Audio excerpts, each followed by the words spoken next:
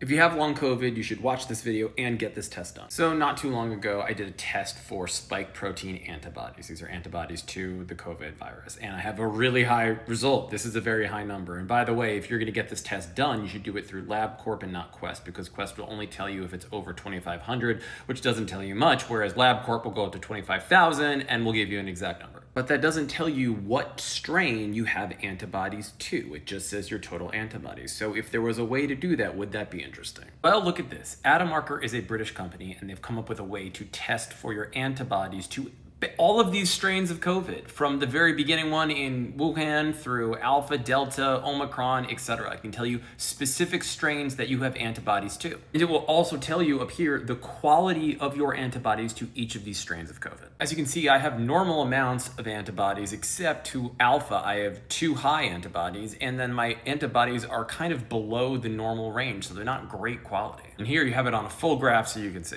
They've classified me as hyperimmune, meaning that I have antibodies that are too high to the alpha strain specifically, and that could be driving my long COVID symptoms. Now, to be clear, these are scientists and researchers. They are not doctors, so they don't prescribe the treatments that you should then do based on your results. But you can take your results to your doctor, hopefully somebody who does understand long COVID, and that information about whether you are lacking in antibodies or your antibodies are a bad quality, or if your antibodies are too high, that can inform the best course of treatment to try next with your doctor. I was one of the first 50 people in the United States to take this test. So I wanted to let anyone know who's in the US that this is available to everyone in America if you have long COVID and want to find out what type of long COVID you might have. I also want to be upfront that I am not being paid by Atomarker to post this. I was not given anything of value in exchange for posting it. I just think it's a really important test, and it provided a lot of value and clarity for what I may be experiencing, and anybody else who has long COVID might benefit from that too.